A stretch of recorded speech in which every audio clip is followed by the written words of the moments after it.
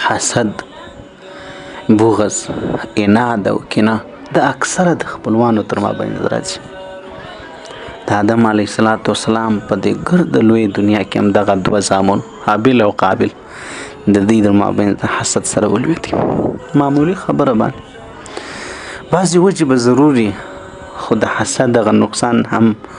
د دواړو جهانو سالار صلی الله علیه وسلم مبارک موږ تاسو ټولو ته ای د الله نیکانو بندګانو ښودلی دي. داسې ستانې کوي درته ختموي بېکاره کوي لکه بوټو ته چې اور ورکړي یا ریتې جوړوي. ستا به خورا زړه ښي په لمنځو باندې په ذکرو باندې،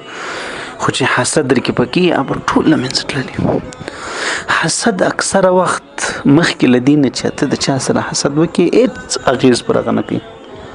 خپل دنیا او آخرت دواړه تباه کوي. په دنیا کې انسان د دې د وجې په عذاب اخته وي، د هغه د مخکې ته په خپله اور در باندې بلي مازغه دي خراب، او ډېر ځله د دې د وجې انسان په دنیا کې هم ذلیله کېږي او د رقم مصیبتو سره مخامخ کېږي، او آخرت خو مه شروع. نو حسد د چا سره مه کوئ، بلکې دغسې د الله رب العزت وغواړئ. ته چې د چا په نعمت سوځې یا د هغو دا نعمت ته خوند نه درکوي یا درته بالا دي یا هر څه مسله چې ده، نو دی د الله څه وغواړه چې الله نور برکت په هم پکې ور واچوي، په علم کې، په مال کې، په اولاد کې، د په عزت کې، په هر څه کې. خدای ماتې هم راکړي. ای د خدای نیکانو بندګانو، د الله په دربار کې د څه کمې ده؟ ولې مې خوله پر بنده سوې ده؟ څه در پیښ دي؟ د دې پورې یو د عبرت واقعه، خدای خبر تر کومه ځایه پورې ده، خو ډېره د پند او داسې په رقم شکلو پیښیږي. بیا خالي مازې ته یې پوه سئ، آګاه سئ، خبردار. واقعه دا ده چې یو بادشاه ډېر نازک طبیعته، نو د ده یو دربان و، دروازه چې ولاړ، د دې دربان د خبرې ډېرې د هوښیارۍ ډکې وې، عقل یې درلودی، سوچ یې درلودی، فکر یې درلودی. د دې بادشاه په خپلو وزیرانو کې، د دې بادشاه په ژوندي کسانو کې، په متعلقینو کې د چا یو ورسره حسد سو. دا نه پر پیرزو کېدله چې بادشاه د دغه دربان خبرې خوښې کړي یا یې ومني یا د قدر په سترګو ورته وګوري یا دغه خبره به مشوره ورکړله، بادشاه به ومنل. هلته دی په دروازه ولاړ، هلته دی چوکیدار چې خلک به رالل یو ښه وضعیت به ورسره کوي، دا چا خیرخواهي به یې غوښتل. دغه د ده کارنامې، د ژوند، د زندګۍ، د هوښیارۍ خبرې، د انصاف، د عدل، د خیرخواهي دا پر ده ښه نه تمامېدل. نو دا حسدګر انسان سړي ته نه وایي چې زما ستا سره حسد نه درته وایي، ځان داسې د پسه په پوست کې لیوه درته جوړ کړي، دا یې لرې په دې قریب قرابت یې په دې دغه کې په سړي راوت څرخېږي، څنګه یې وایي ته وایي څه پیسې لري، مثال کاروبار څنګه دی، او په شاله دغه ذلیله در پسې خاندي، خبرې در پسې کوي، په شاله دې د پښو په ختلو پسې، په شاله دې بې عزته کوي. مخامخ په اسلام کې که چا ستا صفت وکړي په خوله کې خاورې ور وشیندم، دا په شاله صفت ښه دی. در شا د خوا زما غیبت مه کوه، بیا د بې د مافې زما عزت مه تویوه، دغه رشکي مه راپسې غوټه کوه. مثال درته هم که نه د پښو په ختلو مې ورپسې کېږي، زه هم دغه انسان یم، زه هم دغه اولاد لرم، زه هم دغه بشر یم، زه هم څه پیری نه یم. بیا خاص کر د قریبانو در مابین چې دا یعنې وساتې دا خبرې. نو د حسدګر انسان د دې دغه سره ډېر مداریتوب شروع کوي، د چوکیدار سره، د دربان سره، څنګه یې غوړه مالي ورته شروع کړه، بخیر یې وقال نه بیخي ښه کار یاره، ته بادشاه باندې ډېر ګران یې، داسې هلته یې زړه کې ګوډې ورته ماتې کړې. یو ځل یې بادشاه ته ویل چې بادشاه سلامت، د دربان د چوکیدار خو نور ډېر ښه سړی دی، خو په ده کې یو شی ما ولیدی، بله ورځ یې له تا سره خبرې کولې، په خوله یې پټونې ولی. ما خیال چې د دې دا وجه ده چې ستا د خولې بادشاه سلامت بوی ځي او دا ستا د خولې د بوی بد کېږي. ته یو تجربه هم په وکړه، اعتبار په چا مه کوه، زه ستا خیرخواه یم، ستا پلار یم، ستا نیکه یم. بادشاه ته به ویل، بادشاه ورته ویل صحیح دی، دې بدبخته دې کم نصیبه دې سړي راولاړ سوی دی، هغه سړي ته ډوډۍ کړې د دربان ته، مخصوصا یې مېلمه کړی دی،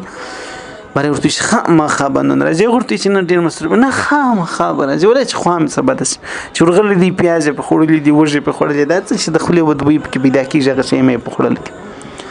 او هلته یې عادت ویلی دی چې بادشاه سلامت خو د خولې د بوی څه ډېر بد کېږي ما ویل لکه پام ولو ته دی وکړه بس سبا سهار چې ته د خیر سره بادشاه سره به دربار ته ورځې کېدی شي بادشاهي پوښتنه درڅه وکړي نو ته به دی وکړې باره به د خوله باندې پټو ونیسي دی لږ به ځان ځینه لرې ګوښه کې دی نه یې چې ته د دې مړې خوله ورژندې کې بادشاه بد څه اوسي سوچ وکړي فکر وکړي چې خو رښتیا خو خیر سړی سبا سهار چې بادشاه رالی چې ورته ویې کتل هغه سړی غریب دی څنګ ته کېږي د بادشاه اسیم پر شک سو مخکې خو مازغه ورته اړولي اسیم پر شک سو چې رښتیا ګویو کیسه ده په پټو یو الله علم لري که په پټو خبر څوک خبرېدل یاره ډېرې کیسې به بیا نه وی سوي انبیا دا غږ ښیي چې موږ که په پټو خبرېدلی یا موږ ته د پټو مسله معلومولی نو موږ به بیا په خپله به موږ د ځان لپاره خیر انتخاب کړی غوره خبرې غوره کارونه د ځان لپاره نو ورته ویل چې سلامت پلانې کار وکړي هغه سړي خوله پټه کړې بادشاه راوغوښتی سړي خوله پټه کړې بادشاه خط ولیکئ د تې په لاس ورکوي باره یې ورته وویل رسیدګر ناست دی چې دا خط ویسه نو په دې خط رسېدلو به تا ته 1,00,000 انعام میلاو سي 1,00,000 چې دا خط په خپله ورسوي 1,00,000 انعام به تا ته درکولی سي باره دا دی دا سړي خط راواخیست بادشاه مهر کوي بادشاه خط بل څوک نشي خلاصوي مهر لاکې کوي بس خط یې په لاس ورکوي څه ټیم به ځې سبا سهار به روانېږم زه سید سبا سهار له غوړه مال ورله رالي باره یې ورته ویل چې د الله بنده ته به یو ورځ مخکې ډوډۍ هم په خوړلې ده انسان خو د احسان بنده دی شو مقابل کې بیا غږ نشي کولی نو هغه ورته چې دا خط به زور ورسوم که دا خط او ما ته راکړي اسیم ته مصروف ته به دروازه ودرېږي هغه ورته چې نه بادشاه ما ته حکم کړی دی ورته نه که تا او ما ته راکړي زه به د خیر څه دا پیسې به هم زما او ستا سره نیمه خو فقط دا خط ما ته راکړه د سوچ فکر کړی دی چې دا سړی لري ځای چېرته ولېږي مشرقي د پر ولایت کښېني هلته وې پر کمانډر کې هلته وې څه کې هلته مثال درته وایم خط یې راواخیستي به ورته هغوی ډېره ښه ده خط یې راواخیستي ورکې په لاس خط چې دلته کوم ځای کې ښول سوی دی هغه ځای ته چې راوړي خط یې هغو خلاص کړي ودت یې واورول چې ورور ته دی ونیسي سړی یې ټینګ کړي سړی ورته الخیر وی بادشاه په خط کې لیکلي دي چې دا سړی در ورسېږي د سر ورڅه وشکوي په سرمن یې د پروړه ډکه کوي ما دی راواستوي وای د خدای پار دی څه بیره چې واغه اوس وای دا خو په ما د خپل بد عملي سزا رااله وای دی هغه ورته نه په وای ته نه خلاصېږي بادشاه ویلی دي چې بله خبره به نه کې پکښې کوي سړی راونیوي حلال یې کوي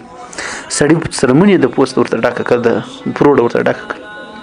سره بادشاه ته راواستوي سرمون بادشاه ته راواستول وای دا کیسه ده بادشاه ډېر حیران سو دربان یې راوغوښتي بادشاه به کېدی سي دربان څه مخکې پوښتنه کړي یا به دربان غیب سوي چې دربان یې راوغوښتي باره یې ورته ویل چې خیر کیسه څه رقم ده د ګرد د مکمله کیسه باندې سره رسوا سوله سره ښکاره سوله چې دا رقم ده دا اوهو مکو پچا او بس وتا د بل سړي د پاره په ټول عمر کوهی مکه نه رحمان بابا وای مکه نه وای د بل سړي په لار کې چې دستا به د کوهی په غاړه لار سي ته به بیا پکې ولويږي د بل په عزت مخه پکېږي د بل په مال دولت بس مؤمن کامل مؤمن هغه دی چې د بل چا لپاره هغه څه خوښي د ځان لپاره خوښي ستاسو د ځان لپاره مرزي خوښه ده یا ستاسو ځان لپاره عزت خوښ دی و د بل عزت حسد نور سره کو تم د خدای پاک څخه وغواړه